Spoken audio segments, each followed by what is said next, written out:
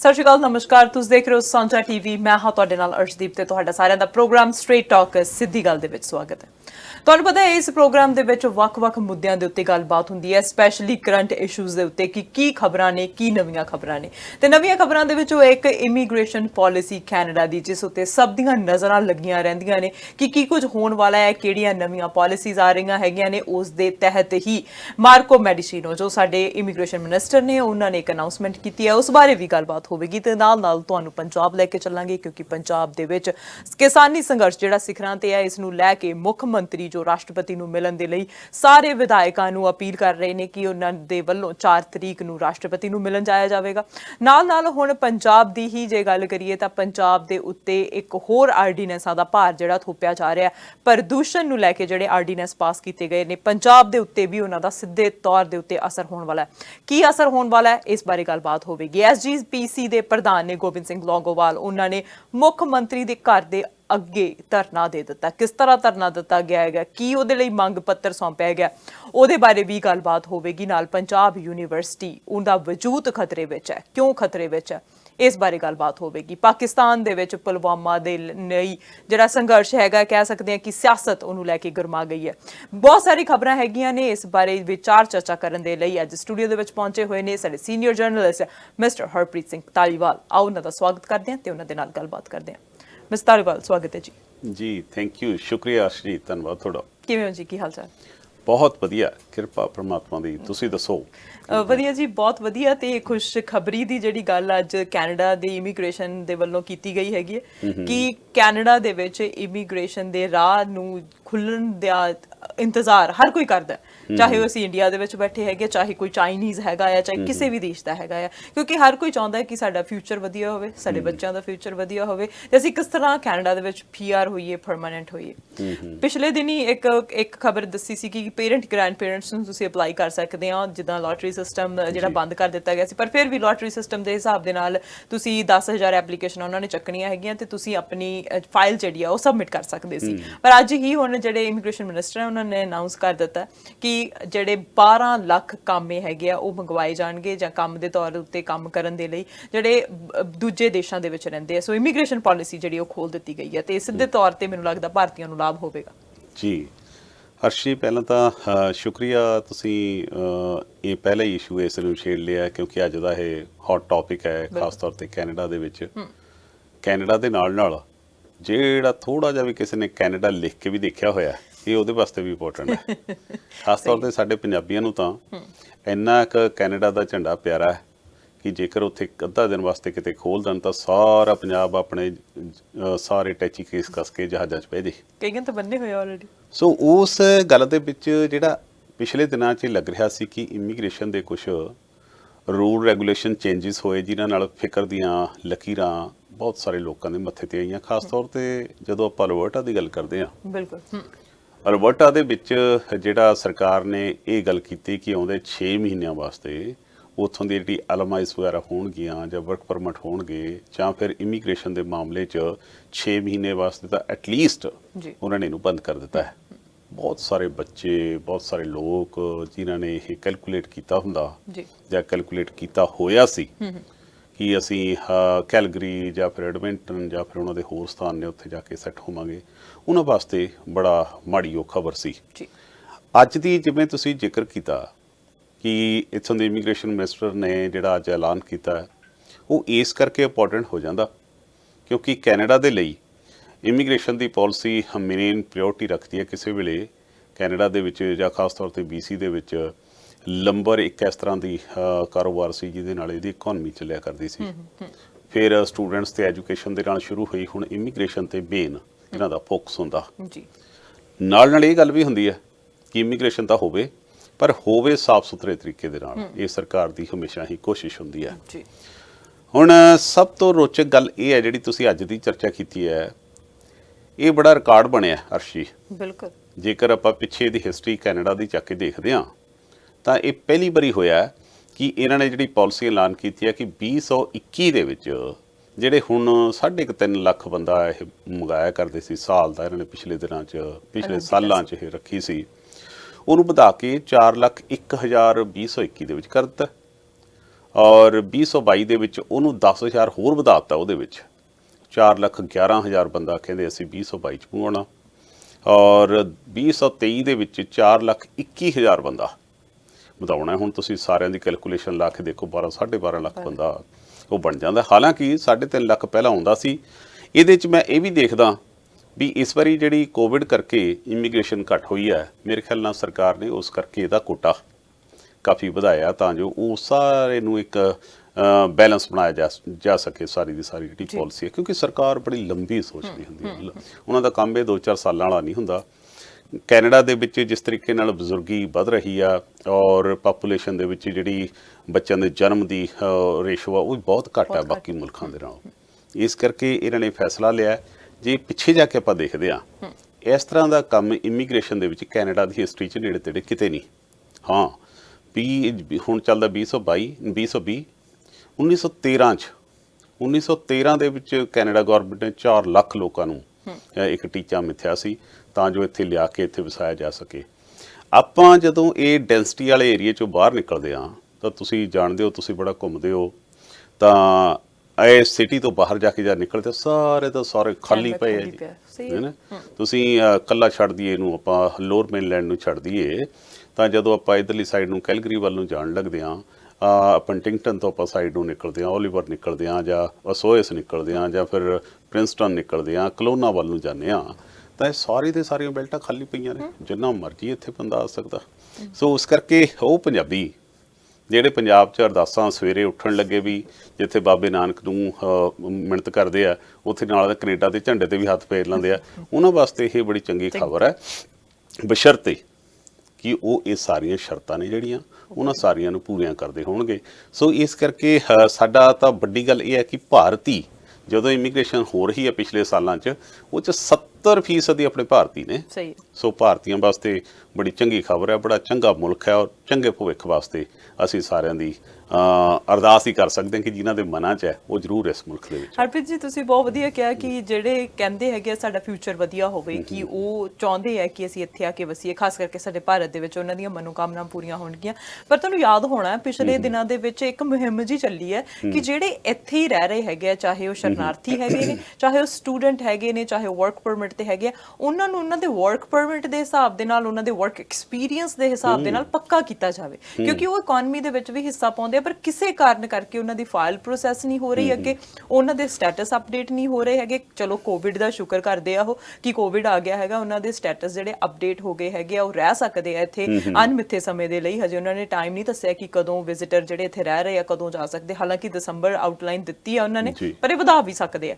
ਉਹਨਾਂ ਨੇ ਸਿਗਨੇਚਰ ਲਏ ਹੈਗੇ ਆ ਕੈਨੇਡੀਅਨ ਪਰਮਾਨੈਂਟ ਜਿਹੜੇ ਹੈਗੇ ਆ, ਕੈਨੇਡੀਅਨ ਸਿਟੀਜ਼ਨ ਹੈਗੇ, ਉਹਨਾਂ ਤੋਂ ਜਿਹੜੇ ਸਿਗਨੇਚਰ ਲੈ ਕੇ ਕਿ ਸਾਨੂੰ ਪੱਕਾ ਰੱਖਿਆ ਜਾ, ਪੱਕਾ ਇੱਥੇ ਕੀਤਾ ਜਾਵੇ। ਸੋ ਜਸਟਿਨ ਟਰੂਡੋ ਨੂੰ, ਲੋਕਲ ਐਮਪੀਜ਼ ਨੂੰ ਦਿੱਤੀਆਂ ਨੇ, ਉਹਨਾਂ ਦੇ ਵਿੱਚੋਂ ਇੱਕ ਸਰੀ ਦੇ ਵਿੱਚ ਵੈਲਫੇਅਰ ਸੁਸਾਇਟੀ ਹੈਗੀ ਆ, ਉਹਨਾਂ ਨੇ ਵੀ ਇਹ ਸਾਈਨ ਕਰਕੇ ਭੇਜੇ ਹੈਗੇ ਆ। ਸੋ ਉਹਨਾਂ ਦੀਆਂ ਆਸਾਂ ਬਹੁਤ ਵੱਜੀਆਂ ਨੇ ਕਿ ਸ਼ਾਇਦ ਸਾਨੂੰ ਵੀ ਇੱਥੇ ਹੀ ਰੱਖ ਲਿਆ ਜਾਊਗਾ। ਹੁਣ ਅੱਗੇ ਜਾ ਕੇ ਕਿਸ ਤਰ੍ਹਾਂ ਦਾ ਫੈਸਲਾ ਆਉਂਦਾ, ਕਿਹੜੀਆਂ ਰਿਕੁਆਇਰਮੈਂਟਸ ਦਿੱਤੀਆਂ ਜਾਂਦੀਆਂ, ਇਹ ਤਾਂ ਆਉਣ ਵਾਲਾ ਸਮਾਂ ਹੀ ਦੱਸੂਗਾ। ਪਰ ਜਦੋਂ ਇਮੀਗ੍ਰੇਸ਼ਨ ਮਿਨਿਸਟਰ ਨੂੰ ਪੁੱਛਿਆ ਗਿਆ ਤਾਂ ਉਹਨਾਂ ਨੇ ਕਿਹਾ ਕਿ ਇਤਿਹਾਸ ਦੱਸਦਾ ਹੈ ਕਿ ਜੇ 3 ਕਾਰੋਬਾਰ ਖੁੱਲੇ ਆ ਤਾਂ ਉਹਨਾਂ ਵਿੱਚੋਂ 2 ਕਾਰੋਬਾਰ ਜਿਹੜੇ ਉਹ ਪ੍ਰਵਾਸੀਆਂ ਦੇ ਹੈਗੇ ਨੇ। ਸੋ ਇਮੀਗ੍ਰੈਂਟਸ ਦੀ ਧਰਤੀ ਹੈਗੀ ਹੈ।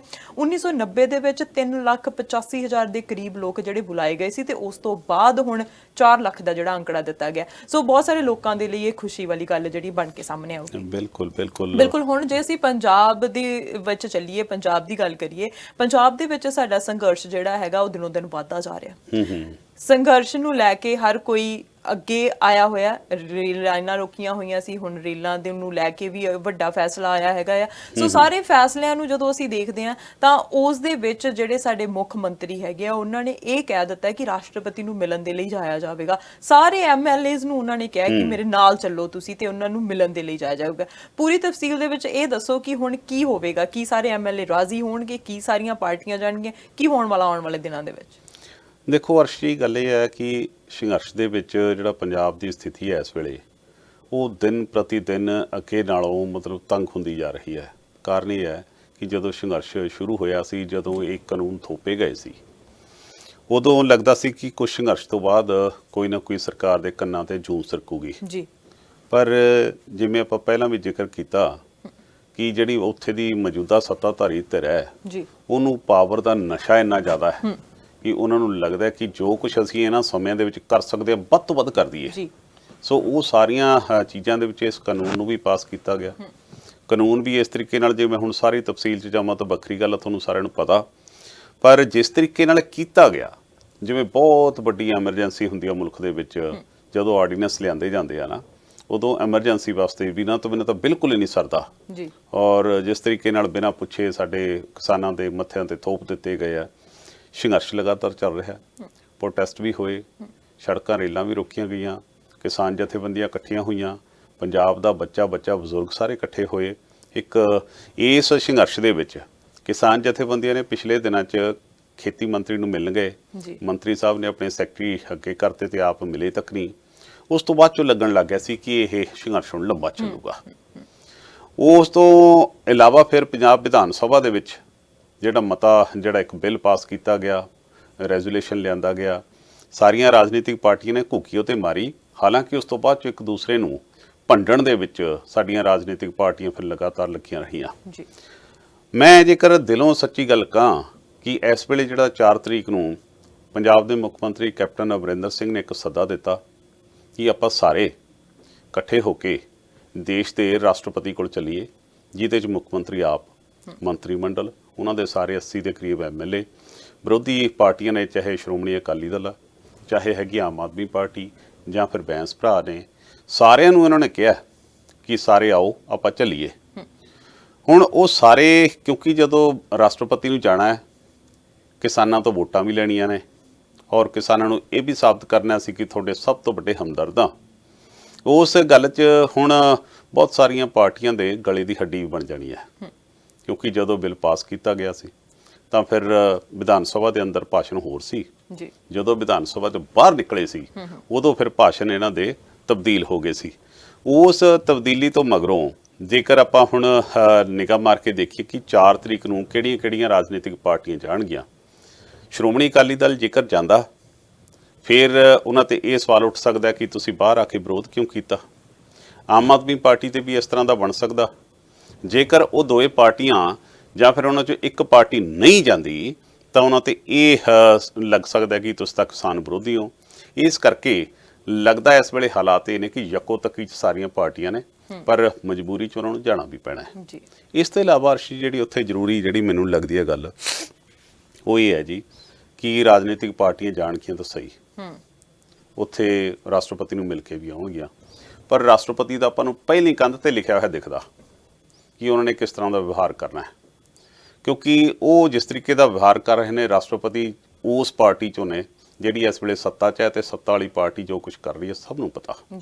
ਸੋ ਇਹਨਾਂ ਦਾ ਮੁੱਲ ਤਾਂ ਉੱਥੇ ਪੈਣਾ ਨਹੀਂ। ਇੱਕ ਰਾਜਨੀਤਿਕ ਤੌਰ ਤੇ ਹੋ ਜਾਊਗਾ ਕਿ ਹਾਂਜੀ ਪੰਜਾਬ ਦੀਆਂ ਜਥੇਬੰਦੀਆਂ ਸਾਰੀਆਂ ਜਾਂ ਰਾਜਨੀਤਿਕ ਪਾਰਟੀਆਂ ਇਕੱਠੀਆਂ ਹੋ ਕੇ ਗਈਆਂ। ਕਿਉਂਕਿ ਇਸ ਤੋਂ ਪਹਿਲਾਂ ਸਾਡੇ ਜਿਹੜੇ ਇੱਥੋਂ ਦੇ ਬੀਪੀ ਬਦਨੌਰ ਗਵਰਨਰ ਨੇ ਪੰਜਾਬ ਦੇ, ਜਿਹੜਾ ਵਿਵਹਾਰ ਉਹਨਾਂ ਨੇ ਰਾਜਨੀਤਿਕ ਪਾਰਟੀਆਂ ਨਾਲ ਕੀਤਾ ਸਾਰਾ ਜੱਗ ਜਾਣਦਾ। ਜਦੋਂ ਪਾਰਟੀਆਂ ਆਪਣਾ ਬਿੱਲ ਲੈ ਕੇ ਬਦਨੌਰ ਸਾਹਿਬ ਕੋਲ ਗਈਆਂ ਤਾਂ ਬਦਨੌਰ ਸਾਹਿਬ ਨੇ ਰੱਸੀ ਬੰਨ੍ਹਤੀ ਗਵਰਨਰ ਭਵਨ ਦੇ ਵਿੱਚ। ਮੁੱਖ ਮੰਤਰੀ ਜਦੋਂ ਆਇਆ ਹੋਵੇ, ਕਿਸੇ ਵੀ ਪਾਰਟੀ ਦਾ ਹੋਵੇ, ਉਹਦੇ ਨਾਲ ਮੰਤਰੀ ਮੰਡਲ ਹੋਵੇ, ਸਾਰੇ ਵਿਰੋਧੀ ਧਿਰਾਂ ਹੋਣ, ਤਾਂ ਉਹਨਾਂ ਨੂੰ ਬੈਠ ਕੇ ਚਾਹ ਦਾ ਕੱਪ ਤੱਕ ਹੀ ਪੁੱਛਣਾ। ਉਹ ਰੱਸੀ ਬੰਨ੍ਹਤੀ ਕਿ ਇਹ ਤੋਂ ਅੱਗੇ ਨਹੀਂ ਆਉਣਾ। ਉਹ ਆਏ, ਉਹਨਾਂ ਨੂੰ ਕਹਿੰਦਾ ਲਿਆਓ ਵੀ ਫੜਾਓ ਕਾਗਜ਼, ਤੇ ਉਹਨਾਂ ਨੂੰ ਬਰੰਗ ਉੱਥੋਂ ਵਾਪਸ ਮੋੜਤਾ। ਇਹ ਇਰਾਦੇ ਉੱਥੇ ਹੀ ਹੋ ਗਏ ਸੀ ਕਿ ਉਹ ਤੁਹਾਡਾ ਇਸ ਦਾ ਸਨਮਾਨ ਕਰਨ ਦੀ ਬਜਾਏ, ਲੋਕਤੰਤਰ 'ਚ ਵਿਸ਼ਵਾਸ ਰੱਖਣ ਦੀ ਬਜਾਏ, ਤੁਹਾਡੀ ਉੱਥੋਂ ਬੇਇੱਜ਼ਤੀ ਕਰਕੇ ਤੁਹਾਨੂੰ ਇੱਕ ਮੈਸੇਜ ਦੇ ਕੇ ਭੇਜਣਾ ਚਾਹੁੰਦੇ ਆ ਕਿ ਅਸੀਂ ਇਹਨਾਂ ਨੂੰ ਕੱਖ ਨਹੀਂ ਜਾਣਦੇ। ਹੁਣ ਰਾਸ਼ਟਰਪਤੀ ਕੋਲ ਜਾਣਗੇ, ਉੱਥੇ ਜਾ ਕੇ ਕੀ ਕਰਦੇ ਆ। ਹਾਲਾਂਕਿ ਅਰਸ਼ੀ ਮੈਨੂੰ ਇਸ ਗੱਲ ਦਾ ਮਤਲਬ ਬੜਾ ਜਹਨ 'ਚ ਗੱਲ ਨਾਲ ਨਾਲ ਚੱਲਦੀ ਹੈ ਕਿ ਪੰਜਾਬ ਦੀਆਂ ਰਾਜਨੀਤਿਕ ਪਾਰਟੀਆਂ ਦੀ ਜਿਹੜੀ ਸਿਆਣਪ ਹੈ, ਜਿਹੜੀ ਇਮਾਨਦਾਰੀ ਹੈ, ਮੈਨੂੰ ਇਹ 'ਤੇ ਵੀ ਸ਼ੱਕ ਹੈ। ਉਹ ਇਸ ਕਰਕੇ ਸ਼ੱਕ ਹੈ ਕਿਉਂਕਿ ਰਾਜਨੀਤਿਕ ਪਾਰਟੀਆਂ ਇਹਨਾਂ ਦੀਆਂ ਆਪਣੀਆਂ ਸਥਿਤੀਆਂ ਨੇ, ਆਪਣੀਆਂ ਮਜਬੂਰੀਆਂ ਨੇ, ਆਪਣੀਆਂ ਬਹੁਤ ਸਾਰੀਆਂ ਇਹਨਾਂ ਦੇ ਰਾਜ ਲੁਕੇ ਹੋਏ ਆ, ਜਿਨ੍ਹਾਂ ਕਰਕੇ ਸਮੇਂ-ਸਮੇਂ 'ਤੇ ਇਹਨਾਂ ਨੂੰ ਕੋਈ ਦੇਸ਼ ਦੀਆਂ ਜਿਹੜੀਆਂ ਉੱਪਰ ਬੈਠੀਆਂ ਏਜੰਸੀਆਂ ਨੇ ਕਿਸੇ ਵੇਲੇ ਵੀ ਵਰਤ ਸਕਦੀਆਂ ਨੇ। ਹੁਣ ਇਹ ਕੀ ਏਜੰਡਾ ਲੈ ਕੇ ਜਾਣਗੇ, ਜਾਂ ਫਿਰ ਉੱਥੇ ਇੱਕ ਖਾਨਾ ਪੂਰਤੀ ਕਰਨ ਜਾਣਗੇ, ਜਾਂ ਫਿਰ ਉਹ ਸਰਕਾਰ ਦੇ ਕੋਈ ਨਾ ਕੋਈ ਏਜੰਡੇ ਕਿਸ ਤਰੀਕੇ ਨਾਲ ਜਾਣਗੇ, ਉਹ ਸਾਰੇ ਸ਼ੰਕੇ ਦੇ ਵਿੱਚ ਜਿੱਥੇ ਸਾਨੂੰ ਇੱਕ ਸਲੂਟ ਕਰਨਾ ਬਣਦਾ ਹੈ ਕਿ ਸਾਡੀਆਂ ਕਿਸਾਨ ਜਥੇਬੰਦੀਆਂ ਫਿਲਹਾਲ ਭਾਵੇਂ ਕਿ ਉਹ ਇਕਜੁੱਟ ਹੋਣ ਦੀ ਗੱਲ ਕਰਦੀਆਂ ਨੇ, ਪਰ ਫਿਰ ਵੀ ਇੱਕ ਦੋ ਉਹਨਾਂ ਚੋਂ ਟੁੱਟ ਕੇ ਆਪੋ ਆਪਣੀ ਭਾਸ਼ਾ ਬੋਲ ਰਹੀਆਂ ਨੇ। ਪਰ ਉਹ ਅਜੇ ਤੱਕ ਇੱਕ ਮੈਸੇਜ ਦੇ ਰਹੀਆਂ ਨੇ ਕਿ ਨਹੀਂ, ਅਸੀਂ ਇੱਥੇ ਡਟੇ ਹੋਏ ਹਾਂ, ਤੇ ਬਾਹਰਲੇ ਮੁਲਕਾਂ ਦੇ ਵਿੱਚ ਬੈਠੇ ਪੰਜਾਬੀ ਜਾਂ ਫਿਰ ਪੰਜਾਬ ਦੇ ਵਿੱਚ ਬੈਠੇ ਪੰਜਾਬੀ ਉਹਨਾਂ ਨਾਲ ਇਕਮੁੱਠ ਨੇ। ਪਰ ਨਤੀਜਾ ਜਿਹੜਾ ਨਿਕਲਣਾ ਹੈ ਉੱਥੋਂ ਦੀ 4 ਤਰੀਕ ਨੂੰ ਜਾਣ ਦਾ, ਉਹ ਆਪਾਂ ਨੂੰ ਪਹਿਲੀ ਨਜ਼ਰ ਆਉਂਦਾ ਵੀ ਕਿਸ ਤਰ੍ਹਾਂ। ਬਿਲਕੁਲ, ਜਦੋਂ ਅਸੀਂ ਕਿਸਾਨ ਦੀ ਗੱਲ ਕਰਦੇ ਹਾਂ, ਸੰਘਰਸ਼ ਦੀ ਗੱਲ ਕਰਦੇ ਹਾਂ, ਤਾਂ ਕੇਂਦਰ ਸਰਕਾਰ ਨੇ ਇੱਕੋ ਦਮ ਹੀ ਸਾਰਾ ਕੁਝ ਪੰਜਾਬ ਦੇ ਉੱਤੇ ਲਿਆ ਕੇ ਸਿੱਟ ਦਿੱਤਾ ਹੈ। ਹੁਣ ਅਸੀਂ ਜੇ ਕੇਂਦਰ ਸਰਕਾਰ ਦੇ ਖੇਤੀ ਬਿੱਲਾਂ ਦੀ ਗੱਲ ਕਰ ਲਈਏ, ਜਾਂ ਅਸੀਂ RDF ਕੈਂਸਲ ਕਰਨ ਦੀ ਗੱਲ ਕਰ ਲਈਏ, ਜਾਂ ਅਸੀਂ ਗੱਲ ਕਰ ਲਈਏ ਕਿ ਸਾਨੂੰ ਜਿਹੜੀਆਂ ਮਾਲ ਗੱਡੀਆਂ ਨੇ ਉਹ ਆਉਣੀਆਂ ਬੰਦ ਕਰ ਦਿੱਤੀਆਂ ਪੰਜਾਬ ਦੇ ਵਿੱਚ, ਸੋ ਇਕੱਠਾ ਜਿਹੜਾ ਹੈ ਉਹ ਥੋੜਾ ਉਹ ਪੰਜਾਬ ਦੇ ਕਿਸਾਨਾਂ ਦੇ ਉੱਤੇ ਵੀ ਵੱਜ ਰਿਹਾ ਹੈਗਾ। ਜੇ ਅਸੀਂ ਪ੍ਰਦੂਸ਼ਣ ਦੀ ਗੱਲ ਕਰੀਏ, ਪ੍ਰਦੂਸ਼ਣ ਸੰਬੰਧੀ ਬਿੱਲ ਆਰਡੀਨੈਂਸ ਜਿਹੜਾ ਹੈਗਾ ਉਹ ਲਿਆਂਦਾ ਗਿਆ ਤੇ ਪਾਸ ਵੀ ਕਰ ਦਿੱਤਾ ਗਿਆ। ਉਸੇ ਦਿਨ ਰਾਸ਼ਟਰਪਤੀ ਵੱਲੋਂ ਦਸਤਖਤ ਵੀ ਉਸ ਤੇ ਕੀਤੇ ਜਾਂਦੇ ਨੇ। ਚਾਹੇ ਇੱਕ ਵਧੀਆ ਗੱਲ ਹੈ ਕਿ ਪ੍ਰਦੂਸ਼ਣ ਨੂੰ ਸਾਨੂੰ ਘੱਟ ਰੱਖਣਾ ਚਾਹੀਦਾ ਹੈਗਾ, ਕਲਾਈਮੇਟ ਚੇਂਜ ਹੋ ਰਿਹਾ ਸਾਡਾ, ਸਾਨੂੰ ਗਲੋਬਲ ਵਾਰਮਿੰਗ ਜਿਹੜੀ ਵੱਧ ਰਹੀ ਹੈਗੀ ਹੈ, ਅਸੀਂ ਥਾਂ ਥਾਂ ਤੇ ਦੇਖਿਆ, ਹਰ ਦੇਸ਼ ਦੇ ਵਿੱਚ ਦੇਖਿਆ ਹੈ ਕਿ ਇਹਨੂੰ ਘਟਾਉਣ ਦੇ ਲਈ, ਪ੍ਰਦੂਸ਼ਣ ਨੂੰ ਘਟਾਉਣ ਦੇ ਲਈ ਕੋਸ਼ਿਸ਼ਾਂ ਲਗਾਤਾਰ ਜਾਰੀ ਨੇ। ਚਾਹੇ ਰੁੱਖ ਲਗਾਉਣ ਦੀ ਗੱਲ ਕੀਤੀ ਜਾ ਰਹੀ ਹੈ, ਚਾਹੇ ਸਿੰਗਲ ਯੂਜ਼ ਪਲਾਸਟਿਕ ਨੂੰ ਬੈਨ ਕਰਨ ਦੀ ਗੱਲ ਕੀਤੀ ਜਾ ਰਹੀ ਹੈ, ਚਾਹੇ ਕੋਈ ਵੀ ਆਪਣੇ ਵੱਲੋਂ ਕੋਸ਼ਿਸ਼ ਕੀਤੀ ਜਾ ਰਹੀ ਹੈ ਕਿ ਸਮੁੰਦਰਾਂ ਦੇ ਵਿੱਚ ਕੋਈ ਚੀਜ਼ ਨਾ ਸਿੱਟੀ ਜਾਵੇ, ਸਫਾਈ ਜਿਹੜੀ ਉਹ ਜ਼ਿਆਦਾ ਰੱਖੀ ਜਾਵੇ, ਸਾਨੂੰ ਕਲਾਈਮੇਟ ਨੂੰ ਰੱਖਣਾ ਚਾਹੀਦਾ, ਪਾਣੀ ਨੂੰ ਵਿਅਰਥ ਨਾ ਗਵਾਇਆ ਜਾਵੇ, ਕਿਉਂਕਿ ਅਸੀਂ ਦੇਖਦੇ ਹਾਂ ਗਲੇਸ਼ੀਅਰ ਪਿਘਲ ਰਹੇ ਹੈਗੇ, ਸਾਡੇ ਕੈਨੇਡਾ ਦੇ ਕੋਲ ਜਿਹੜਾ ਗਲੇਸ਼ੀਅਰ ਹੈ ਇਹ ਪਿਘਲ ਰਿਹਾ ਹੈਗਾ। ਸੋ ਜਦੋਂ ਇਸ ਗੱਲ ਆਉਂਦੀ ਹੈ ਤਾਂ ਸਾਰਿਆਂ ਨੂੰ ਅਵੇਅਰ ਤਾਂ ਜ਼ਰੂਰ ਹੋਣਾ ਚਾਹੀਦਾ। ਜਿੰਨਾ ਪ੍ਰਦੂਸ਼ਣ ਇੰਡੀਆ ਦੇ ਵਿੱਚ ਹੈਗਾ ਕਿਤੇ ਹੋਰ ਮੈਨੂੰ ਲੱਗਦਾ ਨਹੀਂ ਹੋਣਾ, ਉੱਥੇ ਇਦਾਂ ਦੀਆਂ ਚੀਜ਼ਾਂ ਕਰਨ ਦੀ ਲੋੜ ਹੈਗੀ ਹੈ। ਪਰ ਇਹ ਚੀਜ਼ਾਂ ਇੱਕ ਖੇਤਰ ਨੂੰ ਤੇ ਦੂਜੇ ਖੇਤਰ ਨੂੰ ਧਿਆਨ ਦੇ ਵਿੱਚ ਰੱਖ ਕੇ ਪੱਖਪਾਤ ਵਾਲਾ ਰਵੱਈਆ ਨਹੀਂ ਅਪਣਾਉਣਾ ਚਾਹੀਦਾ ਇੱਕੋ ਦੇਸ਼ ਦੇ ਵਿੱਚ। ਹੁਣ ਇਹ ਅਪਣਾਇਆ ਗਿਆ ਕੇਂਦਰ ਸਰਕਾਰ ਦੇ ਵੱਲੋਂ, ਹੁਣ ਇਹਦਾ ਸਿੱਧਾ ਪ੍ਰਭਾਵ ਪੈਣਾ ਕਿਸਾਨਾਂ ਦੇ ਉੱਤੇ, ਕਿਉਂਕਿ ਜਦੋਂ ਅਸੀਂ ਪੰਜਾਬ ਦੇ ਵਿੱਚ ਆਉਂਦੇ ਹਾਂ ਤਾਂ ਅਸੀਂ ਜਦੋਂ ਜ਼ਮੀਨਾਂ ਦੀ ਗੱਲ ਕਰਦੇ ਹਾਂ ਤਾਂ ਉੱਥੇ ਅੱਗ ਲਗਾਈ ਜਾਂਦੀ ਹੈ, ਪਰਾਲੀ ਸਾੜੀ ਜਾਂਦੀ ਹੈ। ਸੋ ਪਰਾਲੀ ਸਾੜਨ ਵਾਲਿਆਂ ਦਾ ਜੇ 6% ਵੀ ਧੂੰਆਂ ਜਾਂਦਾ ਹੈਗਾ ਆ ਜਾਂ ਧੂੰਆਂ ਹੁੰਦਾ ਹੈ ਤਾਂ 1 ਕਰੋੜ ਦਾ ਜੁਰਮਾਨਾ ਤੇ 5 ਸਾਲ ਦੀ ਕੈਦ। ਇਹ ਕਿੱਥੋਂ ਦਾ ਇਨਸਾਫ ਹੈਗਾ ਆ? ਕੀ ਕਹਿਣਾ ਚਾਹੋਗੇ ਕਿ ਇਹ ਖਬਰ ਨੂੰ ਸੁਣ ਕੇ ਹੁਣ ਸਾਰੇ ਦੇ ਇੱਕ ਟਾਈਮ ਤਾਂ ਕੰਨ ਖੜੇ ਹੋ ਗਏ ਹੈਗੇ, ਪਰ ਹੁਣ ਇਹ ਜਿਹੜਾ ਪੱਖਪਾਤ ਵਾਲਾ ਡਿਸੀਜਨ ਹੈ ਇਹਦੇ ਤੇ ਕੀ ਕਹੋਗੇ? ਅਸਲ 'ਚ ਜੇਕਰ ਮੈਂ ਸਿੱਧੀ ਗੱਲ ਕਹਾਂ ਤਾਂ ਜ਼ਖਮਾਂ ਤੇ ਲੂਣ ਪਾਉਣ ਵਾਲੀ ਗੱਲ ਹੈ। ਦੇਸ਼ ਦੇ ਵਿੱਚ ਜਿਸ ਤਰੀਕੇ ਨਾਲ ਆਰਡੀਨੈਂਸ ਵਾਲਾ ਕਲਚਰ ਚੱਲਿਆ ਹੈ, ਇਹ ਲੋਕਤੰਤਰ ਦਾ ਹਿੱਸਾ ਨਹੀਂ। ਲੋਕਤੰਤਰ ਦੇ ਵਿੱਚ ਲੋਕ ਸਭਾ ਤੇ ਰਾਜ ਸਭਾ ਦੇ ਵਿੱਚ ਇਹਨਾਂ ਤੇ ਡਿਸਕਸ਼ਨਾਂ ਹੁੰਦੀਆਂ ਨੇ, ਲੰਬੀਆਂ ਡਿਸਕਸ਼ਨਾਂ ਹੋਣ ਤੋਂ ਬਾਅਦ ਫਿਰ ਇੱਕ ਰਾਏ, ਇੱਕ ਮਤ ਬਣਦੀ ਹੈ ਕਿ ਇਹਨੂੰ ਕੀ ਕੀਤਾ ਜਾਣਾ ਚਾਹੀਦਾ। ਪਰ ਜਿਹੜੀ ਇਹ ਸੱਤਾਧਾਰੀ ਧਿਰ ਇਸ ਵੇਲੇ ਆਰਡੀਨੈਂਸ ਲੈ ਕੇ ਆ ਰਹੀ ਹੈ, ਔਰ ਆਰਡੀਨੈਂਸ ਵੀ ਯਕਦਮ ਆਉਂਦੇ ਹੈ ਤੇ ਉਹਨਾਂ ਤੋਂ ਬਾਅਦ ਫਿਰ ਉਹਨਾਂ ਨੂੰ ਪਾਸ ਆਪਾਂ ਜਾਣਦੇ ਹਾਂ ਕਿ ਉਹਨਾਂ ਦੀ ਦੋਵੇਂ ਥੰਮ ਤੇ ਪਾਵਰਾਂ ਹੈਗੀਆਂ ਨੇ। ਹੁਣ ਨਵਾਂ ਜਿਹੜਾ ਇੱਕ ਹੋਰ ਸਾਡੇ ਤੇ ਜਾਂ ਕਿਸਾਨਾਂ ਤੇ ਜਾਂ ਪੰਜਾਬ ਤੇ ਜਾਂ ਪੰਜਾਬੀਅਤ ਤੇ ਸੱਟ ਮਾਰੀ ਗਈ ਹੈ, ਉਹ ਇਹ ਹੈ ਕਿ ਖੇਤੀਬਾੜੀ ਵਾਲੀ ਜਿਹੜੀ ਪਰਾਲੀ ਸਾੜਨ ਦਾ ਪ੍ਰਦੂਸ਼ਣ ਦੇ ਮਾਮਲੇ 'ਚ ਲਿਆ ਗਿਆ, ਪ੍ਰਦੂਸ਼ਣ ਦਾ ਨਾਂ ਹੈ, ਪਰ ਆਪਾਂ ਨੂੰ ਸਭ ਨੂੰ ਪਤਾ ਹੈ ਕਹਿਣਾ ਨੂੰਹ ਨੂੰ ਸੁਣਾਉਣਾ ਧੀ ਨੂੰ, ਕਹਿਣਾ ਧੀ ਨੂੰ ਤੇ ਸੁਣਾਉਣਾ ਨੂੰਹ ਵਾਲੀ ਗੱਲ ਹੈ। ਉਸ ਦੇ ਵਿੱਚ ਇੱਕ ਆਰਡੀਨੈਂਸ ਲਿਆਂਦਾ ਗਿਆ। ਆਰਡੀਨੈਂਸ ਦੇ ਮਾਮਲੇ ਵਿੱਚ ਹਾਲਾਂਕਿ ਅਜੇ ਸੁਪਰੀਮ ਕੋਰਟ ਦੇ ਵਿੱਚ ਕਿਸੇ ਨੇ ਕੇਸ ਪਾਉਣ ਦੀ ਸੁਣਵਾਈ ਹੋਣੀ ਸੀ, ਪਰ ਰਾਸ਼ਟਰਪਤੀ ਨੇ ਉਹਤੇ ਘੁੱਕੀ ਮਾਰ ਕੇ ਮਨਜ਼ੂਰੀ ਵੀ ਦੇ ਦਿੱਤੀ ਆਰਡੀਨੈਂਸ ਨੂੰ। ਹੁਣ ਤੁਸੀਂ ਅਰਸ਼ੀ ਇਸ ਗੱਲ ਤੋਂ ਅੰਦਾਜ਼ਾ ਲਾ ਲਓ ਕਿ ਸਰਕਾਰ ਦੀ ਮਨਸ਼ਾ ਕੀ ਹੈ। ਉਹਨਾਂ ਨੇ ਕਿਹਾ ਕਿ ਜਿਹੜਾ ਇੱਥੇ ਦਿੱਲੀ ਦੇ ਵਿੱਚ NCR 'ਚ ਜਿਹੜਾ ਪ੍ਰਦੂਸ਼ਣ ਹੁੰਦਾ, ਉਸ ਪ੍ਰਦੂਸ਼ਣ ਦੇ ਕਈ ਸਾਰੇ ਕਾਰਨ ਨੇ, ਇਸ ਕਰਕੇ ਜਿਹੜਾ ਵੀ ਇਹਦੇ ਵਿੱਚ ਕੋਈ ਜ਼ਿੰਮੇਵਾਰ ਪਾਇਆ ਗਿਆ ਉਹਨੂੰ 5 ਕਰੋੜ ਤੱਕ ਦਾ ਜਿਵੇਂ ਜੁਰਮਾਨਾ ਤੁਸੀਂ ਕੀਤਾ, 1 ਕਰੋੜ ਤੱਕ ਦਾ ਜੁਰਮਾਨਾ ਤੇ 5 ਸਾਲ ਸਜ਼ਾ ਦੀ ਗੱਲ ਹੋਈ ਹੈ। ਹੁਣ ਇਹ ਗੱਲ ਦੇ ਵਿੱਚ ਅਰਸ਼ ਜੀ ਸਭ ਤੋਂ ਜ਼ਿਆਦਾ ਸੋਚਣ ਵਾਲੀ ਗੱਲ ਇਹ ਹੈ ਕਿ ਜਿਹੜਾ ਕਿਸਾਨ ਪੰਜਾਬ ਦਾ ਹੈ, ਮੈਂ ਡਾਟੇ ਕਿਤੋਂ ਪੜ੍ਹ ਰਿਹਾ ਸੀ, ਜੇ ਪੰਜਾਬ 'ਚ ਜਿਹੜੇ ਪਿਛਲੇ 5 ਸਾਲਾਂ 'ਚ 4 ਸਾਲਾਂ 'ਚ ਜਿਹੜੀ ਫਸਲ ਦੀ ਗਤੀ ਹੈ, ਜਿਹੜੀ ਹਵਾ ਦੀ ਗਤੀ ਹੈ 5 ਕਿਲੋਮੀਟਰ ਦੇ ਹਿਸਾਬ ਨਾਲ ਜੇ ਕਿਸ ਤਰੀਕੇ ਨਾਲ ਚੱਲ ਰਹੀ ਹੈ, ਉਸ ਹਿਸਾਬ ਨਾਲ ਇੱਥੋਂ ਦਾ ਲੱਗਿਆ ਹੈ ਧੂੰਆਂ 300 ਕਿਲੋਮੀਟਰ ਦੂਰ ਨਹੀਂ ਜਾ ਸਕਦਾ।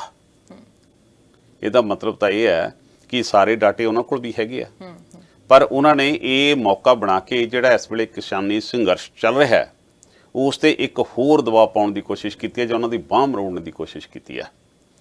ਹੁਣ ਜਿਹੜੀਆਂ ਉੱਥੇ ਬਹੁਤ ਸਾਰੀਆਂ ਇੰਡਸਟਰੀਆਂ ਜਾਂ ਹੋਰ ਬਹੁਤ ਕੁਝ ਹੋ ਰਿਹਾ ਇੱਥੇ, ਉਹ ਤਾਂ ਤੁਹਾਨੂੰ ਪੋਲਿਊਸ਼ਨ ਨਹੀਂ ਕਰਦਾ। ਕਿਸਾਨ ਜੇਕਰ ਫਸਲ ਸਾੜਦੇ ਨੇ ਉਹਨਾਂ ਨੂੰ ਚਾਅ ਹੈ, ਕਿਉਂਕਿ ਜਦੋਂ ਫਸਲ ਸਾੜਦੇ ਆ ਤਾਂ ਉਹਨਾਂ ਦੇ ਬੱਚੇ ਆਪਦੇ ਵੀ ਤਾਂ ਬਿਮਾਰ ਹੋ ਰਹੇ ਆ, ਆਪ ਵੀ ਤਾਂ ਹਸਪੀਟਲਾਂ 'ਚ ਆ ਰਹੇ ਆ। ਜੇ ਉਹ ਮਜਬੂਰੀ ਸਾੜ ਰਹੇ ਆ, ਉਹਨਾਂ ਦੀ ਮਦਦ ਕਰਨ ਦੀ ਬਜਾਏ ਕਿ ਇਹ ਫਸਲ ਨਹੀਂ ਸਾੜਨੀ, ਅਸੀਂ ਥੋੜੀ ਇਸ ਤਰੀਕੇ ਨਾਲ ਮਦਦ ਕਰਦੇ ਹਾਂ। ਹੁਣ 2 ਏਕੜ ਵਾਲਾ ਬੰਦਾ ਹੈ, ਜਿਹਦੇ ਕੋਲ 2 ਏਕੜ ਅਰਸ਼ ਜੀ ਜ਼ਮੀਨ ਹੈ, ਵੈਸੇ ਤਾਂ ਜ਼ਮੀਨਾਂ ਦੇ ਰੇਟ ਹੁਣ ਪੰਜਾਬ 'ਚ ਜਿਹੜੇ 70 ਲੱਖ ਦਾ ਕਿੱਲਾ ਹੋਇਆ ਕਰਦਾ ਸੀ ਜਾਂ ਕਰੋੜਾਂ 'ਚ ਵੀ ਹੋਇਆ ਕਰਦੇ ਸੀ, ਤੁਸੀਂ ਜਾ ਕੇ ਦੇਖ ਲਓ 14-15 ਲੱਖ ਤੋਂ ਵੱਧ ਕਿਸੇ ਦਾ ਰੇਟ ਰਿਹਾ ਨਹੀਂ। ਸਹੀ ਹੈ। ਚਲੋ ਐਵਰੇਜ ਲਾ ਲੈਂਦੇ ਆ ਵੀ ਉਹਦਾ 25 ਲੱਖ ਰੁਪਈਆ ਕਿੱਲੇ ਦਾ ਰੇਟ ਹੋਊਗਾ। ਉਹਨੇ ਅੱਗ ਲਾ ਲਈ, ਉਹਨੂੰ ਤੁਸੀਂ ਜੁਰਮਾਨਾ ਕਰਤਾ ਕਰੋੜ ਰੁਪਈਆ, ਤੇ ਉਹ ਬੰਦਾ ਖੁਦਕੁਸ਼ੀ ਨਹੀਂ ਕਰੂਗਾ। ਜਿਹਦਾ 50 ਲੱਖ ਦੀ ਜ਼ਮੀਨ ਹੈ, 1 ਕਰੋੜ ਰੁਪਈਆ ਦਾ ਉਹਨੂੰ ਜੁਰਮਾਨਾ ਕਰਤਾ, 5 ਸਾਲ ਦੀ ਸਜ਼ਾ ਕਰਤੀ, ਤੇ ਉਹ ਕਿੱਥੇ ਜਾਊਗਾ? ਸੋ ਇਹ ਜਿਹੜੀ ਸਾਰੀ ਸੋਚ ਲੈ ਕੇ ਇਸ ਵੇਲੇ ਸੱਤਾਧਾਰੀ ਧਿਰ ਕੇਂਦਰ ਦੇ ਵਿੱਚ ਬੈਠੀ ਹੈ, ਇਹਨੇ ਜਿਹੜਾ ਇੱਕ NRC ਦੇ ਵਿੱਚ ਬਣਾਇਆ, ਜਿਵੇਂ NCR ਦੇ ਵਿੱਚ ਬਣਾਇਆ, ਦਿੱਲੀ ਨੂੰ ਲਿਆ, ਹਰਿਆਣੇ ਨੂੰ ਲਿਆ, ਪੰਜਾਬ ਨੂੰ ਲਿਆ, ਰਾਜਸਥਾਨ ਨੂੰ ਲਿਆ। ਇਹਨਾਂ ਸਾਰੀਆਂ ਚੀਜ਼ਾਂ ਦੇ ਵਿੱਚ ਜਿਹੜਾ ਖਾਸ ਤੌਰ ਤੇ ਸਾਡੇ ਤੇ ਇਹ ਦੁਆਰਾ ਇੱਕ ਹੋਰ ਸੱਟ ਮਾਰਨ ਦੀ ਸਾਡੇ 'ਤੇ ਕੋਸ਼ਿਸ਼ ਕੀਤੀ ਗਈ ਹੈ। ਇਹਦੇ ਨਾਲ ਕਿਸਾਨੀ ਜਿਹੜੀ ਪਹਿਲੀ ਸੜਕਾਂ 'ਤੇ ਬੈਠੀ ਹੈ, ਉਹਨਾਂ 'ਚ ਤਿੱਖਾ ਪ੍ਰਤੀਕਰਮ ਇਹਦੇ ਖਿਲਾਫ ਆਇਆ। ਹੁਣ ਇਹਦੇ ਨਾਲ ਜਿਹੜਾ ਨਰਿੰਦਰ ਮੋਦੀ ਦੀ ਸਰਕਾਰ ਨੂੰ ਲੱਗਦਾ ਕਿ ਪੰਜਾਬੀਆਂ ਦੀ ਅਸੀਂ ਬਾਂਹ ਮਰੋੜ ਲਿਆਂਗੇ, ਇਹਨਾਂ ਨੂੰ ਅਸੀਂ ਗੋਡਾ ਧੋਣ 'ਤੇ ਰੱਖ ਕੇ ਕੰਮ ਕਰ ਲਿਆਂਗੇ, ਪੰਜਾਬੀ ਸਹਿੰਦੇ ਨਹੀਂ। ਇਹ ਪੰਜਾਬੀਆਂ ਦਾ ਇਤਿਹਾਸ ਹੈ। ਸੋ ਇਸ ਮਾਮਲੇ 'ਚ ਉਹਨਾਂ ਨੂੰ ਸਮਝਾਉਣ ਦਾ ਪਤਾ ਨਹੀਂ ਕੌਣ ਕੋਈ ਨਹੀਂ ਹੈ, ਕਿਉਂਕਿ ਉਹਨਾਂ ਦੇ ਆਲੇ ਦੁਆਲੇ ਜਿਹੜੇ ਚਾਪਲੂਸ ਬੈਠੇ ਆ, ਉਹ ਮੇਰੇ ਖਿਆਲ ਨਾਲ ਉਹਨਾਂ ਨੂੰ ਇਹੀ ਕਹਿ ਰਿਹਾ ਵੀ ਤੁਸੀਂ ਤਾਂ ਪਾਰਸ ਹੋ ਜੀ, ਜੋ ਕੁਝ ਕਰ ਦੋਗੇ ਸਿਰੇ ਹੀ ਹੋ ਜਾਊਗਾ, ਪਾਵਰ ਆਪਣੇ ਕੋਲ ਹੈ ਜੀ, ਕੁਛ ਮਰਜ਼ੀ ਕਰੀ ਜਾਓ। ਉਹ ਆਪਣੀਆਂ ਨੀਤਾਂ ਤੇ ਨੀਤ ਨੂੰ ਲੈ ਕੇ ਅੱਗੇ ਚੱਲ ਰਹੇ ਆ, ਪਰ ਇਹਦੇ ਨਾਲ ਜਿਹੜਾ ਇੱਕ ਸੰਘੀ ਢਾਂਚਾ ਹੈ, ਜਿਹੜਾ ਸਾਰੇ ਦਾ ਸਾਰਾ ਸਿਸਟਮ ਹੈ, ਉਹ ਧਵਸਤ ਹੋ ਰਿਹਾ ਹੈ। ਜਿਹੜੀ ਲੋਕਤੰਤਰ ਦੀ ਦੁਹਾਈ ਅਸੀਂ ਦੁਨੀਆ ਦੇ ਵਿੱਚ ਦਿੰਦੇ ਹਾਂ, ਉਹ ਦੁਨੀਆ ਸਾਰੀ ਦੇਖ ਰਹੀ ਹੈ ਕਿ ਲੋਕਤੰਤਰ ਫੈਡਰਲਿਜ਼ਮ ਜਿਹੜਾ ਹੈਗਾ, ਉਸ ਦਾ ਇਹ ਜਿਹੜਾ ਢਾਂਚਾ ਜਾਂ ਸੰਘੀ ਕੁੱਟੀ ਜਾ ਰਹੀ ਹੈ, ਇਹ ਬਹੁਤ ਹੀ ਚੰਗੀ ਗੱਲ ਨਹੀਂ। ਬਿਲਕੁਲ ਪਾਵਰ ਦਾ ਗਲਤ ਇਸਤੇਮਾਲ ਜਿਹੜਾ ਕੀਤਾ ਜਾ ਰਿਹਾ ਹੈ, ਇਹੀ ਕਹਿਣਾ ਚਾਹੁੰਦੇ ਹਾਂ ਅਸੀਂ ਕਿ ਪਾਵਰ ਨੂੰ ਲੈ ਕੇ ਜਦੋਂ ਤੁਹਾਡੇ ਕੋਲ ਕੁਰਸੀ ਹੁੰਦੀ ਹੈ ਤਾਂ ਤੁਸੀਂ ਉਸ ਨੂੰ ਗਲਤ ਇਸਤੇਮਾਲ ਨਾ ਕਰੋ। ਜੇ ਤੁਹਾਨੂੰ ਲੱਗਦਾ ਹੈ ਕਿ ਅਗਲੇ 4 ਸਾਲ ਦੇ ਵਿੱਚ ਸਾਨੂੰ ਜਨਤਾ ਨਹੀਂ ਵੋਟਾਂ ਪਾ ਕੇ ਜਿਤਾਏਗੀ, ਜਿਹੜੇ ਕੰਮ ਰਹਿ ਗਏ ਸੀਗੇ ਉਹ ਕਰਨੇ ਹੈਗੇ ਆ, ਪਰ ਉਹ ਤੁਸੀਂ ਦੇਸ਼ ਦੀ ਤਰੱਕੀ ਤੇ ਲਾਓ, ਲੋਕਾਂ ਦੀ ਤਰੱਕੀ ਤੇ ਲਾਓ, ਇਹ ਨਹੀਂ ਕਿ ਤੁਸੀਂ ਜ਼ੁਲਮ ਜਿਹੜੇ ਢਾਉਣੇ ਹੈਗੇ ਆ। ਸੋ ਹੋਰ ਵੀ ਬਹੁਤ ਸਾਰੀਆਂ ਚੀਜ਼ਾਂ ਨੇ ਕੇਂਦਰ ਸਰਕਾਰ ਦੁਆਰਾ ਯੂਨੀਵਰਸਿਟੀ, ਪੰਜਾਬ ਯੂਨੀਵਰਸਿਟੀ ਨੂੰ ਲੈ ਕੇ ਵੀ ਇੱਕ ਫੈਸਲਾ ਜਿਹੜਾ ਕੀਤਾ ਗਿਆ, ਉਹਦੇ ਬਾਰੇ ਗੱਲ ਕਰਾਂਗੇ, ਪਰ ਬ੍ਰੇਕ ਲੈ ਲੈਂਦੇ, ਬ੍ਰੇਕ ਤੋਂ ਬਾਅਦ ਵਾਪਸ ਆਉਂਦੇ ਜੀ। ਸਟ੍ਰੇਟ ਟਾਕ ਸਿੱਧੀ ਗੱਲ ਪ੍ਰੋਗਰਾਮ ਦੇ ਵਿੱਚ ਗੱਲਬਾਤ ਹੋ ਰਹੀ ਹੈ, ਵੱਖ-ਵੱਖ ਮੁੱਦਿਆਂ ਦੇ ਉੱਤੇ ਗੱਲਬਾਤ ਇਸੇ ਤਰ੍ਹਾਂ ਜਾਰੀ ਰਹੇਗੀ। ਰੁਕਦੇ ਹਾਂ ਕਮਰਸ਼ੀਅਲ ਬ੍ਰੇਕ ਦੇ ਲਈ।